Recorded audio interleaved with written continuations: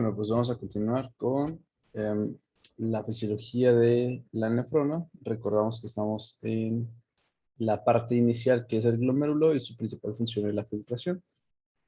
Hoy vamos a ver la regulación de este y vamos a iniciar con la fisiología del sistema tubular. Entonces, bueno, vamos a avanzar en donde nos quedamos. Ok, hasta acá. Bueno, entonces la regulación básicamente va a depender de las modificaciones que tengamos en la presión arterial media y aún más de las modificaciones que tengamos en las resistencias de nuestra arteriola aferente y eferente. Comentábamos que existe una relación entre el flujo sanguíneo renal y la tasa de filtración glomerular, pero estas relaciones no siempre no van a ir hacia el mismo sitio. En el caso de que si yo modifico la resistencia de la arteriola aferente, ambos pueden aumentar o disminuir de forma proporcional. Sin embargo, las modificaciones en la arteriola eferente no siguen el mismo camino. ¿Ok? Bueno, entonces vamos a iniciar con la regulación. A manera de introducción, la regulación de la filtración glomerular la podemos dividir en dos. En una regulación que es intrínseca, también llamada autorregulación renal, que como su nombre lo dice, es un proceso que solamente depende del propio riñón y es ajeno a influencias externas como lo puede ser la inervación por el sistema nervioso autónomo o el efecto de algunas hormonas de carácter sistémico. Esa autorregulación renal entonces es solamente un papel que tiene el propio riñón y principalmente se va a dar gracias a la modificación de la resistencia de la arteriola aferente. ¿Ok? Entonces, en sí, la autorregulación renal va a tratar de mantener el flujo sanguíneo con una presión media aproximada de 80 a 180 milímetros de mercurio. A veces la audiografía menciona que de 80 hasta 150. Sin embargo, lo podemos incluir de 80 hasta 180. ¿Ok? Entonces, en este rango de presión, lo que busca el riñón es mantener una tasa de filtración constante para que, pues bueno, no empiece a surgir algún proceso fisiopatológico que nos pueda llevar a una insuficiencia renal. Muy bien, entonces ya dijimos, autorregulación renal trata de mantener el flujo con una cierta presión, ¿ok? Y esto principalmente con modificaciones de la arteriola aferente en su resistencia. Muy bien, entonces, por ejemplo, si es que la presión en la arteria renal cae, por ejemplo, estamos en un estado tal vez como de shock, de hipoperfusión o en una hemorragia tal vez, lo que va a hacer es que cae la presión arterial media. Entonces, lo que nosotros queremos hacer es que justamente esta presión pues no disminuya la tasa de filtración. Yo quiero mantener una tasa de filtración constante. Entonces, si de por sí tiende a caer el flujo sanguíneo, ¿verdad? ¿Qué es lo que podemos hacer? Bueno, pues podemos modificar entonces la resistencia aferente y generar tal vez una vasodilatación, ¿no? Por ejemplo, acá. ¿Qué es lo que pasa, por ejemplo, en flujos menores a 80, que es cuando ya no nos sirve mucho esta autorregulación? Vemos que la resistencia del arteriola aferente tiende a caer y esto porque genera vasodilatación, ¿no? Y tiene sentido. Si tienes una presión baja, va a estar baja la presión hidrostática que favorece la filtración. Entonces, lo que tú quieres es incrementar el flujo. ¿Y cómo incrementas el flujo? Ah, pues disminuyes la resistencia para que ahora le llegue mayor flujo. A pesar de que estemos en un estado de hipotensión, pues bueno, favorecemos el que pueda llegar mayor cantidad de sangre. Y por lo tanto, tratar de compensar esa tasa de filtración. Lo mismo sucede cuando pues, las presiones son mayores. Por ejemplo, a un mayor flujo sanguíneo, lo que tú haces es incrementar la resistencia para que pues no estemos filtrando de más, por así decirlo, ¿no? Y nuevamente, ese es un proceso que depende del propio riñón y es ajeno a influencias externas. Muy bien, entonces, una vez dicho esto, la autorregulación renal depende de dos principales mecanismos. El primero se llama reflejo miogénico o reflejo miógeno. Este representa el 40% de la autorregulación total y algo llamado retroalimentación tubuloglomerular. Y esto contribuye al 60% restante. Y aquí, por ejemplo, es muy importante recordar la estructura o los componentes más bien del aparato yuxtaglomerular. Ok, vamos a iniciar primero con el reflejo miogénico. Aquí, pues bueno, no ven una imagen como tal, pero imaginemos lo siguiente. Bueno, pues resulta que toda la autorregulación depende de la arterial aferente y específicamente de su músculo liso vascular. Entonces imaginemos que acá vamos a tener pues nuestra fibra de músculo liso. Vamos a dibujarla acá. Es una fibra de músculo liso y por ejemplo acá sabemos que todo el músculo liso se contrae gracias a calcio. En general todos los músculos se contraen por calcio, ¿no? Pero en el músculo liso ese se tiene que juntar con calmodulina y el complejo calcio-calmodulina puede activar a su vez a una sinasa de la cadena ligera de miosina. Y esta sinasa de la cadena ligera de miosina lo que va a hacer es, como estamos hablando de miosina ya, junto con la actina, van a generar pues contracción, ¿no? ¿Ok? Entonces contracción y contracción es igual a disminución del radio, ¿ok? Por lo tanto aumento de la resistencia. Eso es el principio de contracción de una fibra muscular lisa. ¿En qué consiste ahora sí el reflejo miogénico? Bueno, pues resulta que nosotros tenemos unos canales acá en la membrana que son de tipo mecanosensibles. ¿Y qué es lo que pasa? Bueno, pues que estos canales se abren en respuesta a la distensión del músculo isovascular porque puede estar incrementada la presión. Entonces, por ejemplo, si está incrementada la presión arterial media, en la arteria renal principalmente, en su propio flujo, ¿qué es lo que va a pasar? Incrementa la presión, se distiende más el vaso y al distenderse se abren estos canales. Bueno, pues al abrirse estos, lo que sucede es que es catiónico no selectivo, por lo tanto van a entrar calcio, sodio y sal de potasio. Entonces en parte entra calcio, en parte entra sodio. La parte del sodio pues tiende a despolarizar un poquito y esta despolarización hace que se active un poquito más. Otros canales de calcio, voltaje dependientes. Pero además la propia entrada de calcio a través de estos canales hacen que incremente el calcio. ¿Y a qué se traduce mayor cantidad de calcio intracelular? A que tengamos mayor contracción. Y mayor contracción a que va a ser igual a que disminuye el radio y por lo tanto aumenta la resistencia. Y tiene sentido, ¿no? Si en un principio la presión arterial media está elevada, el flujo va a ser mayor por la ley de Ohm. Si el flujo es mayor, bueno, lo esperado, si es que no hubiera este mecanismo, es que se filtre más por aumento en la presión hidrostática capilar glomerular.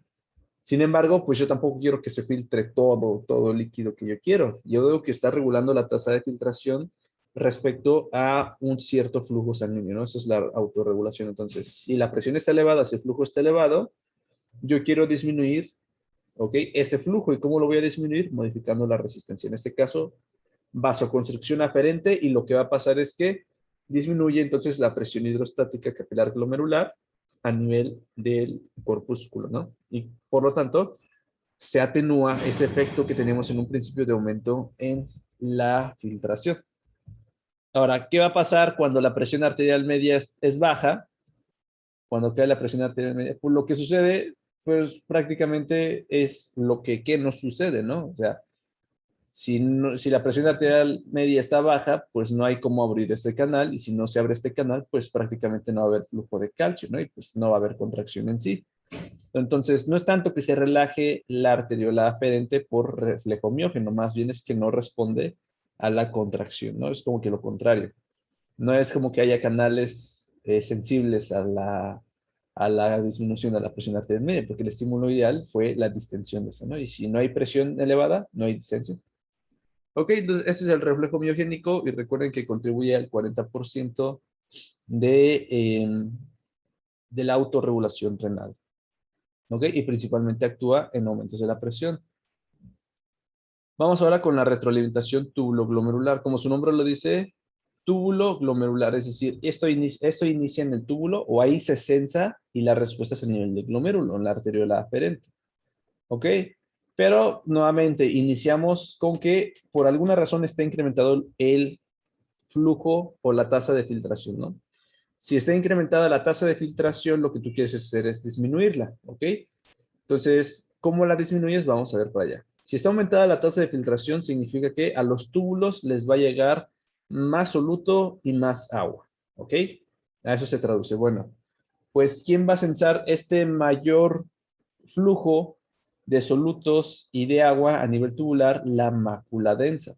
Si ustedes recuerdan, la mácula densa esa es la porción del túbulo distal que hace contacto con la parte del glomérulo, ¿no? Entonces, la mácula densa sensa el alto flujo. Y ya de aquí la mácula densa manda una señal que se va a transmitir a las células aferentes y por lo tanto pues se van a contraer y ahorita vamos a ver cómo, ¿ok? Pero ese es el principio global. Bueno, pues vamos con la mácula densa.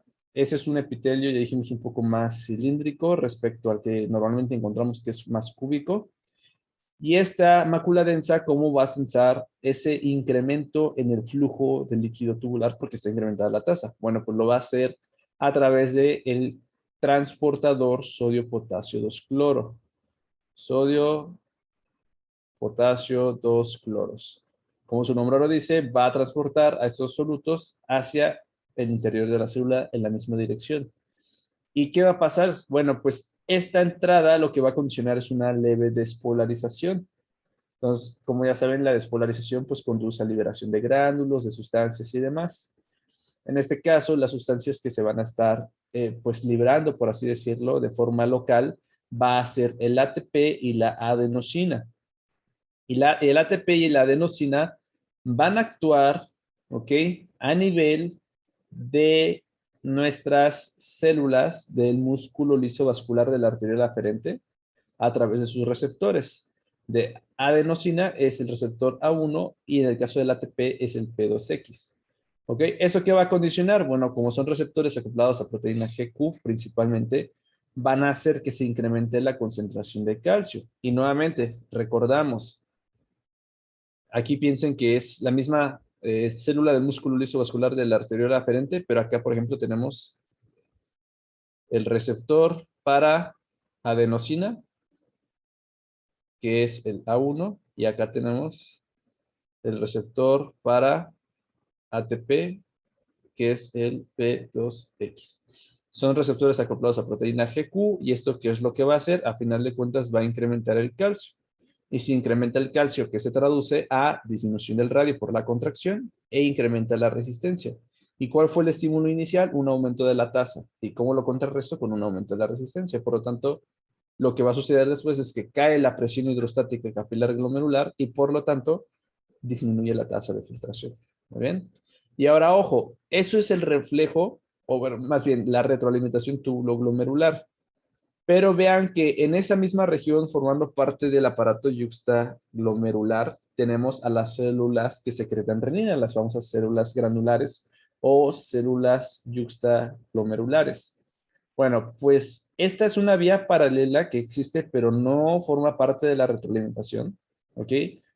Y es una de las tres formas que existen para que se pueda liberar renina. Vamos a ver en qué consiste.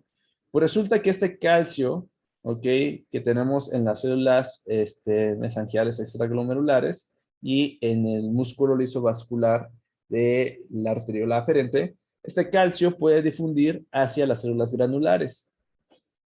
Y el calcio, si ustedes recuerdan, pues bueno, es importante para la liberación de vesículas con varias moléculas. En este caso, la excepción a la regla son dos sitios. Uno de ellos es las células granulares que secretan renina y el otro sitio es que un aumento del calcio que no condiciona la liberación de hormona es las glándulas paratiroideas con la hormona paratiroidea. Son los dos únicos sitios donde un incremento de calcio no va a generar la liberación de sustancias. En este caso, ¿qué es lo que va a pasar? De forma indirecta, se inhibe la secreción de renina.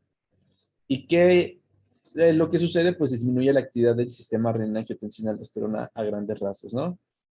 Y tiene pues sentido para apoyar a esto, porque si en un principio estaba incrementado el flujo sanguíneo renal, tal vez por un incremento en la presión y que esto condiciona un incremento en la tasa de filtración, pues ya sabemos que el sistema renina-angiotensina-aldosterona por lo general tiende a generar un incremento en la presión arterial. y un incremento en la presión arterial favorece la filtración, ¿no? Entonces, en parte estamos disminuyendo la filtración, sí, por la retroalimentación, pero en parte también por esta vía alterna que es la inhibición del sistema renina-angiotensina-aldosterona, que a su vez suele favorecer la filtración. Entonces, ya estamos interfiriendo de otra forma y por lo tanto contribuye a que eh, pues disminuya la tasa de filtración cuando esté incrementado el flujo. ¿Ok? Y ahora, ¿esto por qué es importante? Uno es que evitas que pierdas líquido de más. Es decir, si tú filtras algo, piensen que existe pues una cierta tasa de reabsorción y que esta pues no se modifica tanto como suele modificarse, por ejemplo, la filtración. Entonces, si tú filtras de más y si a tus túbulos no les da, vamos a ponerlas, aunque no es así, para que se quede la idea, y si a tus túbulos no les da tiempo suficiente de reabsorber todo lo que tú filtras, vas a producir más orina. Entonces, tampoco se trata de que tú pierdas líquidos a través de la orina. ¿Cómo podemos conservar esta parte y cómo le damos tiempo suficiente a los túbulos para que puedan reabsorber pues, lo que realmente es? Pues disminuyendo la filtración. Esto es por una parte. Por otro lado, también es un efecto protector más en ciertas cuestiones fisiopatológicas, ¿no? Por ejemplo, pacientes que tienen hipertensión arterial crónica, descontrolada, pues las presiones que suelen manejar pues son demasiado altas, no tienen un adecuado tratamiento, entonces tenemos unas disregulaciones muy bruscas por ahí. Entonces, lo esperado es que para este paciente con hipertensión arterial crónica, la presión arterial favorezca una tasa de filtración elevada siempre. Sin embargo, tenemos mecanismos de compensación que tratan de evitar el daño a órgano blanco. Piensen que un incremento de la presión arterial en estos pacientes favorecen a que puedan generarse lesiones de los vasos pequeños y por lo tanto que se pueda fugar el líquido y que genere lesión endotelial, porque es como si ustedes aplicaran presión de más y puedan abrir un vaso. Entonces, eso genera pues lesiones a órgano blanco. Entonces, en el caso del paciente hipertenso, lo que también trata de hacer la autorregulación renal es evitar justamente ese daño a órgano blanco que va a ser la probable nefropatía hipertensiva. ¿Ok? Entonces, también para eso nos sirve un efecto protector para que no genere daño esa hipertensión. Bien, entonces, pues hablando de esta propia retroalimentación, la verdad es que no siempre responde de igual forma, ya que existen ciertos factores que pueden modificar su sensibilidad. ¿Y a qué nos referimos con modificar su sensibilidad? Bueno, que por alguna razón existen factores que tienden a modificar qué tanto cloruro de sodio pueden estar sensando el sodio potasio 2 cloro, que es nuestra parte, ¿cómo se puede decir?, receptora de este mecanismo. Entonces hablamos que existen factores que incrementan la sensibilidad, es decir, que hace que responda mejor este mecanismo. Vamos a ponerlo acá. Responde mejor o que disminuyen la sensibilidad, es decir, que pues le cuesta o dificulta la respuesta. Vamos a poner acá, dificulta la respuesta. Entre las situaciones, por ejemplo, vean acá, entre los factores que incrementan la sensibilidad es porque tenemos pues una mayor captación del cloruro de sodio en la mácula densa, mientras que la disminución de la sensibilidad se debe a que tardamos más en sensar justamente ese cloruro de sodio, ¿no? Veamos, factores que aumentan la sensibilidad. Entre los más importantes tenemos una contracción de volumen, es decir, una deshidratación hace que mejore tu retroalimentación, ¿ok? Y esto por lo que implica, ¿no? Si tienes menor cantidad de volumen, mucho más fácil que responda a la mácula densa porque lo que le vas a estar enviando pues va a ser un poco más cuantificado, ¿no? Por así decirlo. La adenosina, bueno, porque la propia adenosina ya dijimos que desencadena en parte la respuesta que vimos acá, ¿no? Y la angiotensina 2. Y ahora, los factores que disminuyen la sensibilidad, que esos sí son como que más abundantes, es la expansión de volumen, ¿ok? El péptido natriurético auricular y el óxido nítrico, y una dieta rica en proteínas. Y ahorita vamos a explicar por qué la dieta rica en proteínas, ¿no? Además de que a este transportador que es el sodio potasio 2 cloro, que se encuentra también en la rama ascendente gruesa de la asa de Henle, valga la redundancia, ese transportador suele ser bloqueado por unos fármacos que se llaman diuréticos de asa. Un fármaco diurético es un fármaco que te ayuda a orinar, por así decirlo, a grandes rasgos. Y en este caso te ayuda a orinar porque al no reabsorber cloruro de sodio, pues este pasa directamente a porciones tubulares más distales y arrastra agua y pues esa agua pues va a incrementar el volumen urinario, ¿no? Entonces eso es un diurético de asa. Pues resulta que si yo bloqueo al sodio potasio 2 cloro, no solamente le estoy pegando al efecto diurético de la reabsorción de la rama ascendente gruesa, sino también interfiero con la parte receptora o sensora de la retroalimentación tubuloglomerular. Por lo tanto, factores que disminuyen la sensibilidad también encontramos a los diuréticos de asa. ¿Ok? Ahora vamos a tratar de explicar por qué la dieta es rica en proteínas. Vamos para acá. Entonces, resulta que un incremento en la ingesta de proteínas se va a traducir pues a degradación intestinal de estos mismos para obtener aminoácidos y ahora sí los aminoácidos los absorbo, ¿no? Pues los aminoácidos que se absorben y pasan a la sangre incrementan pues su concentración. Y lo que pasa es que a nivel proximal, que habíamos comentado ya que se da la reabsorción pues prácticamente de la mayoría de sustancias en nuestro organismo, pues entre ellas también se encuentran los aminoácidos, pues resulta que el túbulo proximal, si ve que hay más aminoácidos, los aminoácidos se suelen reabsorber junto con sodio. Entonces, si hay muchos aminoácidos, tú reabsorbes, aquí se reabsorbe el 100% de aminoácidos. Entonces, tú reabsorbes todos los aminoácidos, pero si tienes más aminoácidos, reabsorbes ¿qué? Más sodio porque va uno a uno. ¿Ok? Lo vamos a ver más adelante en funciones tubulares, pero va uno a uno. Y esto, ¿qué condiciona? Que como reabsorbes sodio de más, el sodio que le va a llegar a porciones más distales, incluyendo la mácula densa, va a ser menor. ¿Y qué va a hacer la mácula densa? Pues la mácula densa va a decir, ¿sabes qué? Casi no hay cloruro de sodio. Y entonces, pues no va a estar respondiendo de forma adecuada. O sea, ya por el mecanismo que habíamos visto, ¿no? Entonces, disminuye la sensibilidad y entonces, en vez de disminuir la filtración glomerular, realmente no es tanto que la incremente, sino que no la modifique, ¿no? Entonces, pues ojo que eso también puede modificar la retroalimentación. Muy bien, y ya nada más aquí otras situaciones que igual es importante como que considerar. Lo mismo sucede con la hiperglucemia por el mismo mecanismo, pero ahora en vez de aminoácidos es la glucosa y sucede lo mismo. En el caso, por ejemplo, de una ingesta alta de cloruro de sodio, lo mismo. Y existen otras situaciones un poco más,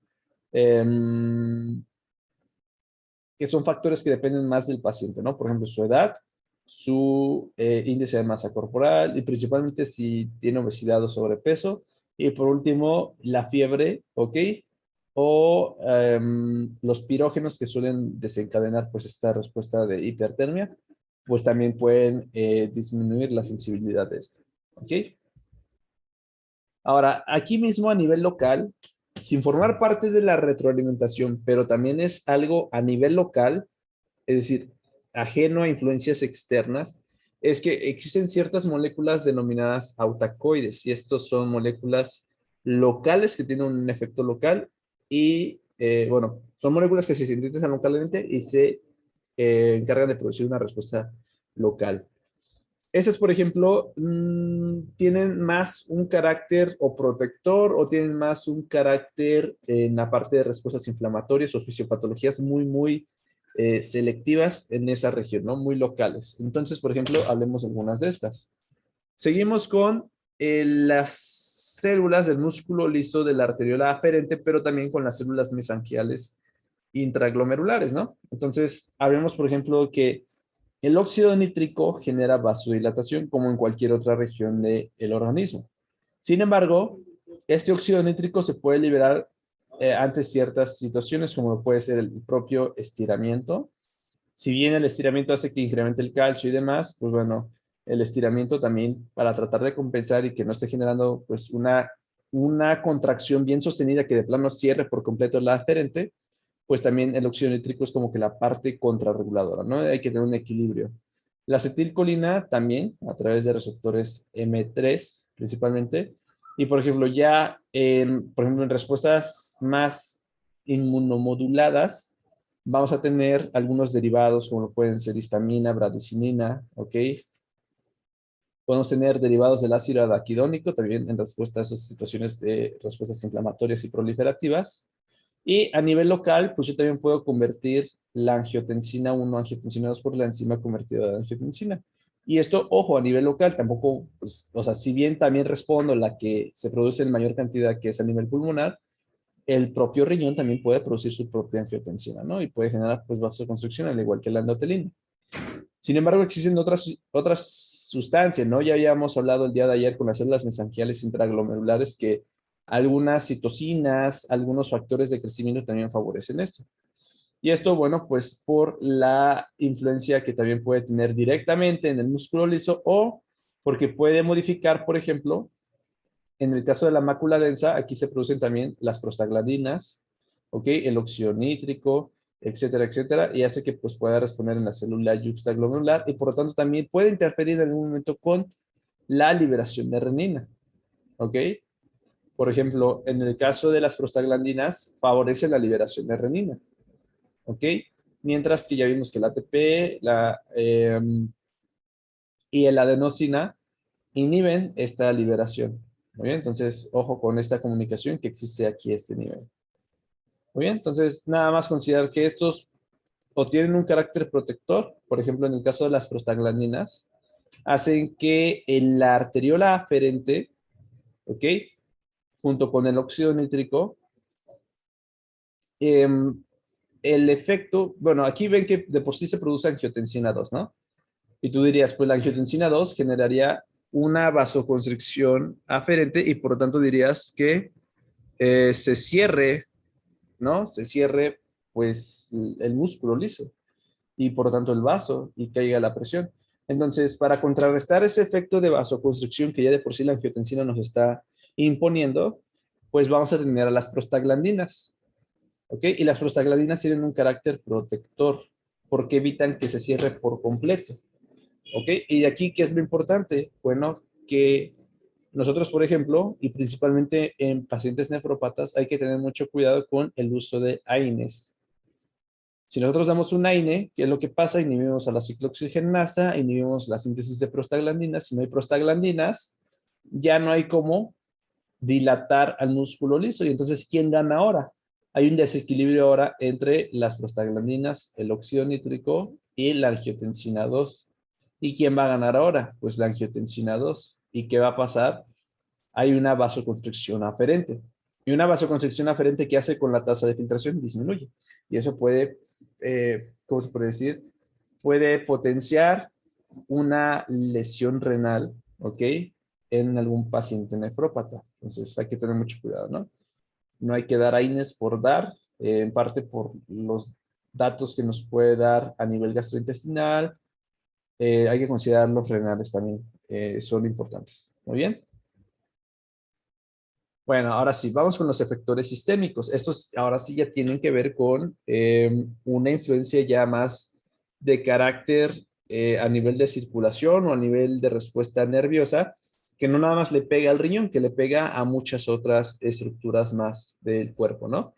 Ahora, esos factores principalmente se van a liberar en respuesta a una caída muy brusca de la presión arterial, ¿ok? Entonces, en estos casos tenemos, por ejemplo, al sistema renina-angiotensina-aldosterona. La liberación de renina lo vamos a ver más adelante, pero se puede dar por tres formas. Uno es porque la mácula densa, ya habíamos dicho, ¿no? Tiene que ver con la tasa de filtración y demás. Entonces, a través del aparato yuxtaglomerular puede ser una. La estimulación simpática también puede hacer que se libere renina. Y la otra es que a nivel de la arteriola aferente, esa también funciona como un vasoreceptor, o sea, sensa que tanta presión hay por el grado de distensión que existen con sus canales, ¿no? Pues resulta que si no se abren los canales, ya dijimos, no incrementa el calcio, y si no incrementa el calcio, la renina se libera sin ningún problema. Entonces son los tres estímulos principales para la liberación de renina. Y aquí ya saben que la renina es pues realmente como que una enzima que va a hacer que el angiotensinógeno se convierta en angiotensina 1. El angiotensinógeno se almacena o se sintetiza principalmente a nivel hepático, sin embargo no es el único sitio. Ya hemos visto que el propio riñón también puede tener angiotensinógeno, ¿verdad?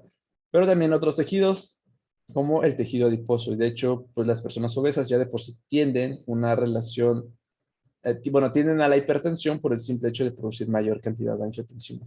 ¿Ok? Bueno, pues ya tengo angiotensina 1 y después por la enzima convertidora de angiotensina vamos a tener angiotensina 2. Esta angiotensina 2 es la que realmente pues genera varios efectos a nivel renal. Por ejemplo, genera vasoconstricción aferente y eferente.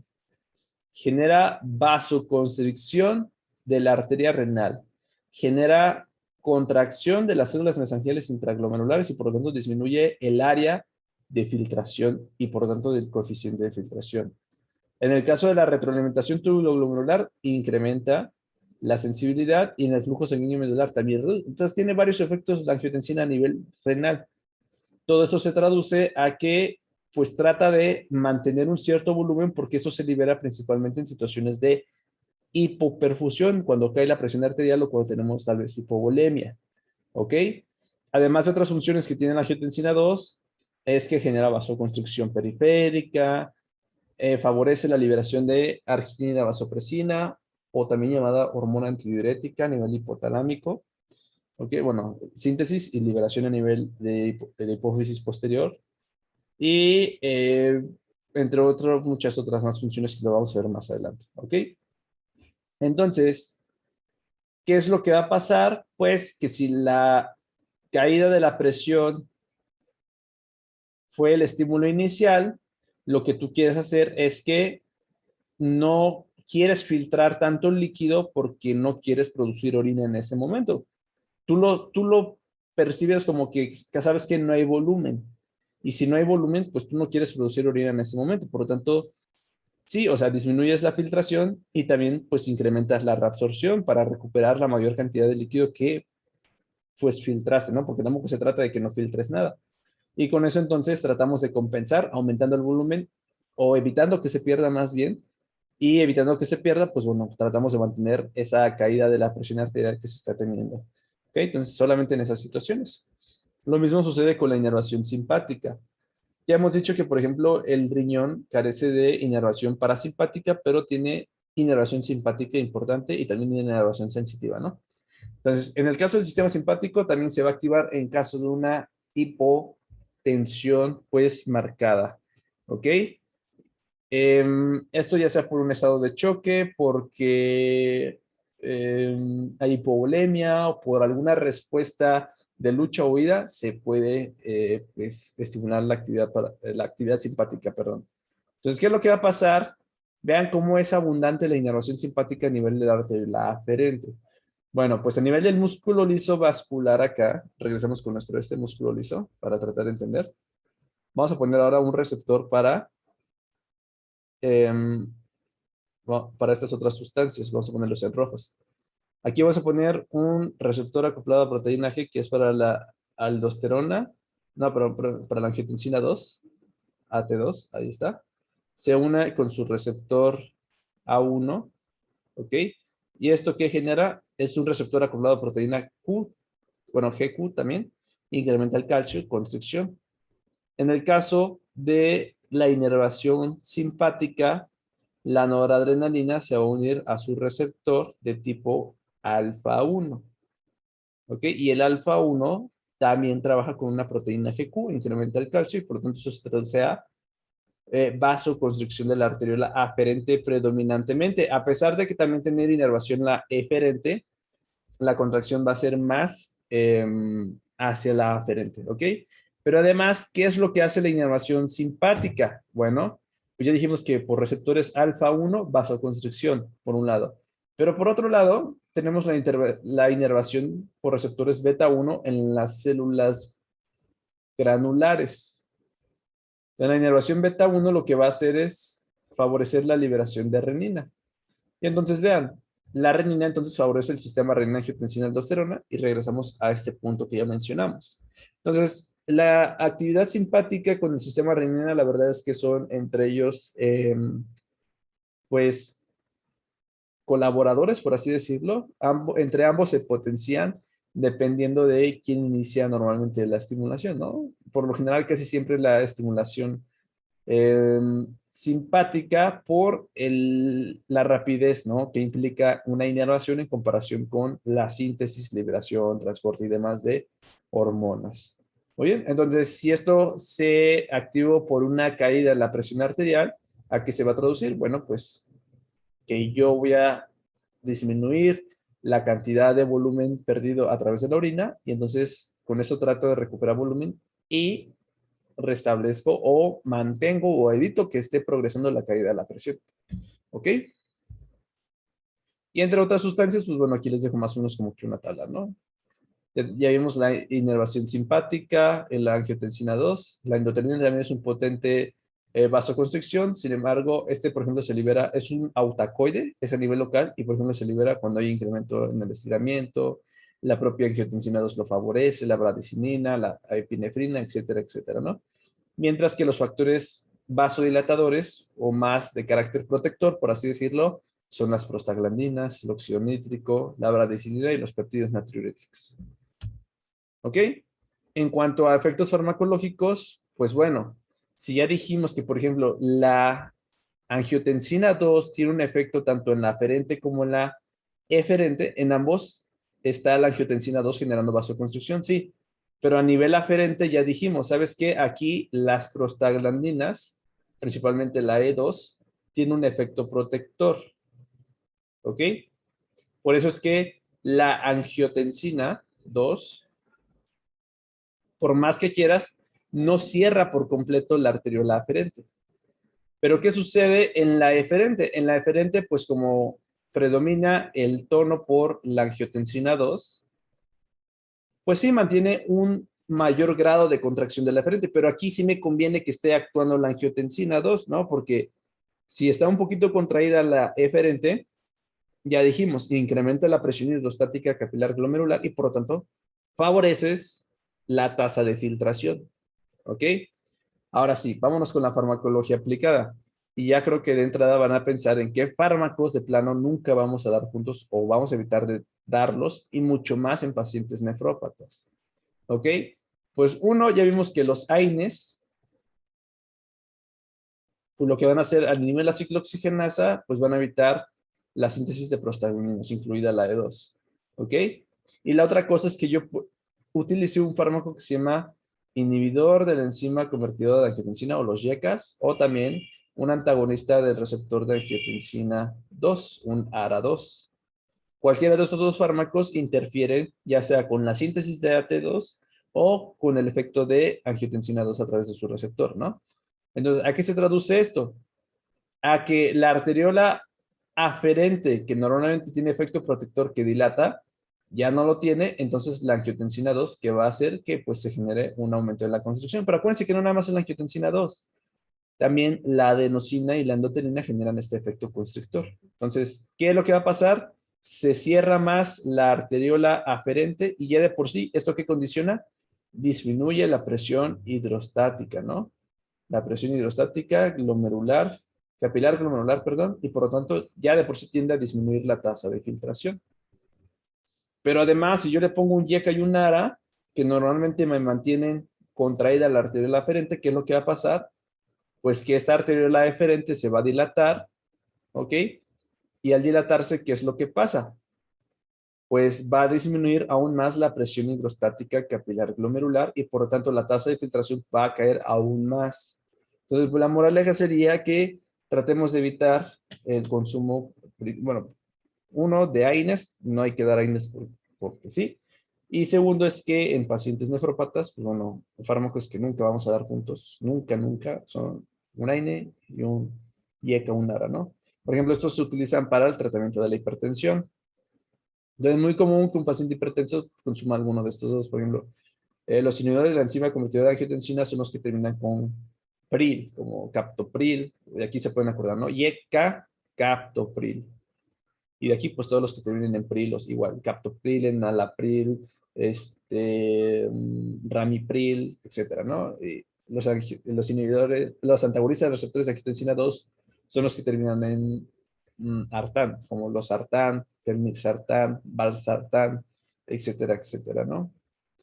Y pues bueno, pues hay que tener cuidado, ¿no? Si el paciente es hipertenso, pues bueno, en la menor medida, si es que no tiene datos de nefropatía, pues tratar de disminuir el consumo de AINES, ¿ok? Y en caso de que realmente sea justificado su uso, pues tratar de que no sea un tratamiento pues, a grandes dosis y tampoco prolongado en cuanto a días de tratamiento, ¿no?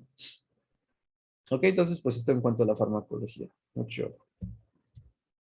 Y así, a manera de resumen, pues nos vamos a quedar con esta tabla. Yo creo que queda muy bien. Por ejemplo, nos pone varias sustancias, nos pone dónde puede modificar la resistencia. Por ejemplo, el efecto simpático ya dijimos que es más potente a nivel de la aferente. ¿Ok? Nos pone incluso algunos fármacos como los AINES. ¿Ok? Bueno, existen otros fármacos como en este caso los bloqueadores de canales de calcio, los IECAS, los ARAS, ¿verdad? Eh, y algunas otras sustancias. Y vean aquí, les pone las resistencias aferente y eferente. Si pone palomitas hacia arriba, le dan flechitas hacia arriba, significa que es vasoconstricción, incrementa la resistencia. Si es hacia abajo, hay dilatación, disminución de la resistencia, y si la flechita está en sentido horizontal, pues no hay cambios. Nos pone qué es lo que sucede con el flujo sanguíneo renal y qué sucede con la tasa de filtración. Ok, pero la presión neta de filtración y la constante de filtración. Y por último, pues el efecto global en la tasa de filtración. Bueno, es lo que ya hemos comentado, nada más que con algunas otras sustancias, y yo creo que queda como un buen resumen. Muy bien, entonces ya nada más en correlación clínica, pues vamos a ver las patologías de origen glomerular, que son las glomerulopatías. Esas se pueden clasificar de dos formas, de acuerdo a la forma de presentación, la forma de manifestaciones clínicas y de acuerdo al origen o a la etiopatogenia. En el caso de la etiopatogenia, esas pueden ser congénitas.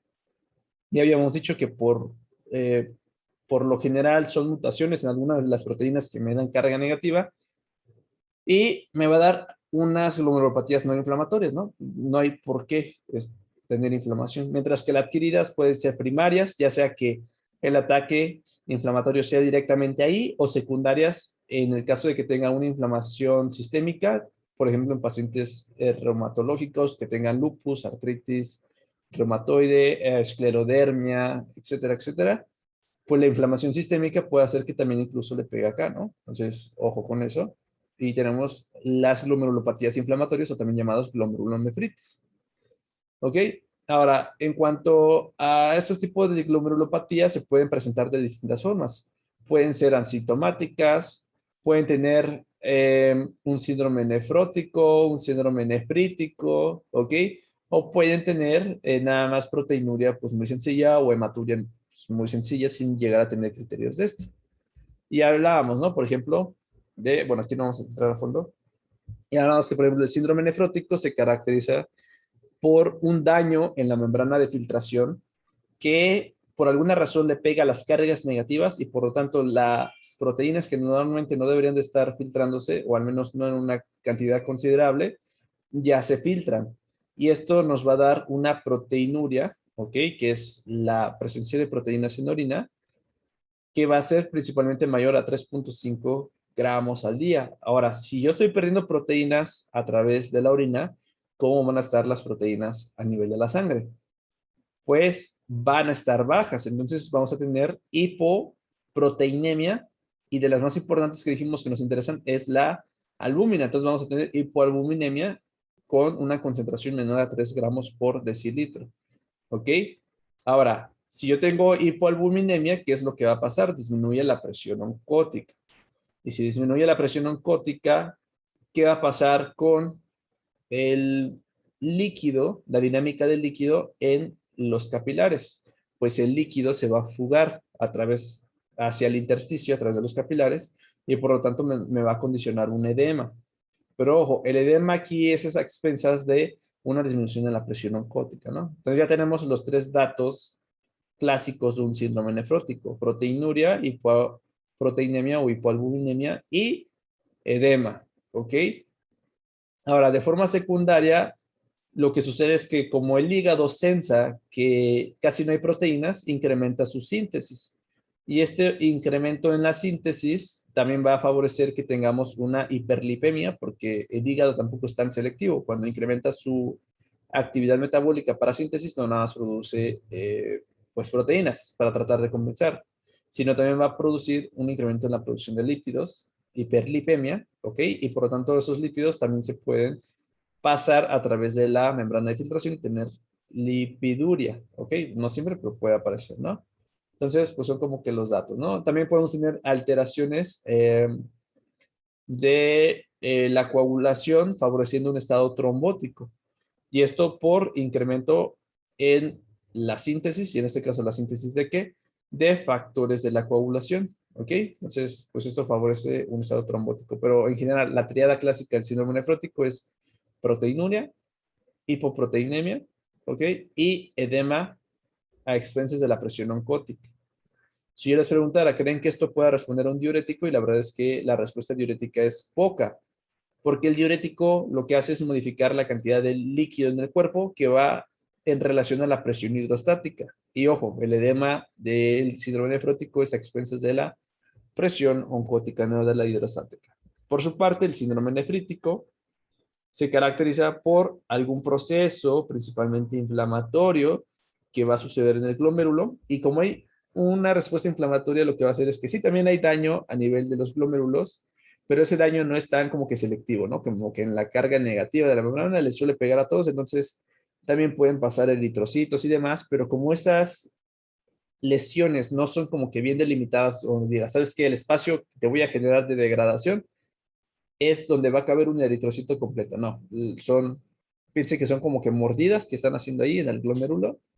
Y entonces a través de estos espacios se pueden pasar que los eritrocitos, sin embargo, estos pues van a sufrir distorsiones y vamos a presentar entonces sangre en orina, también llamada hematuria, pero esta va a condicionar o va a ser principalmente por eritrocitos dismórficos, por así decirlo ya no eritrocito completo, así como que el disco en forma cóncava, etcétera, ¿no? Sino trazas de eritrocito principalmente. Muy bien, entonces tenemos hematuria y es el dato clínico más importante.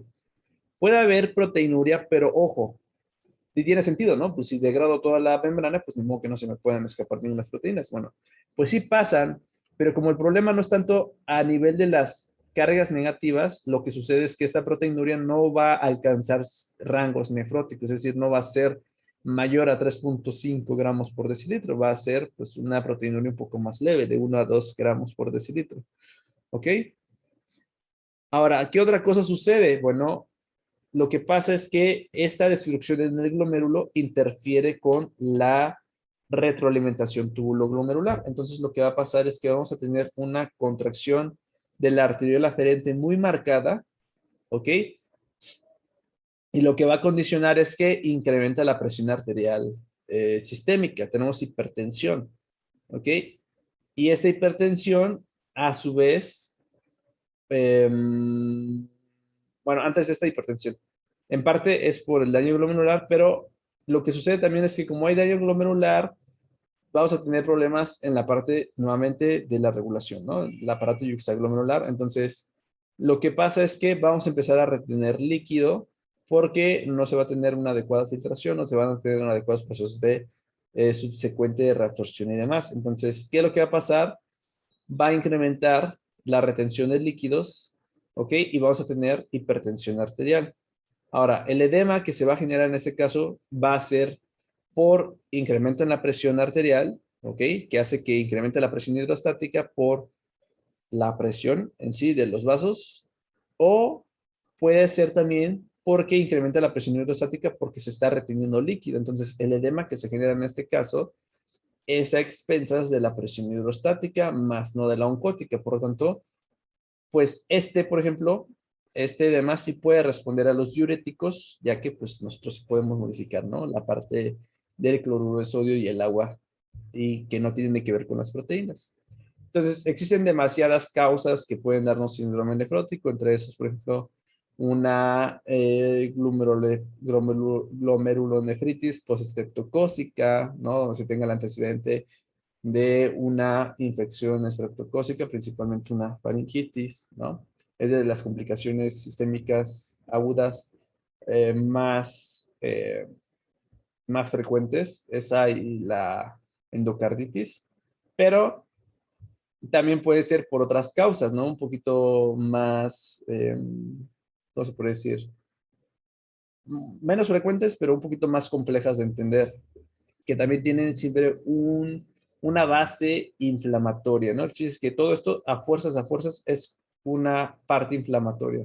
Hay unas que suelen resolver porque es de carácter aguda, hay otras que suelen prolongarse un poquito más y el tratamiento pues va a ser pues muy distinto entre estos. Ok, entonces con eso terminamos la parte de fisiología del glomérulo. Ok, vamos ahora a continuar con la fisiología de los túbulos.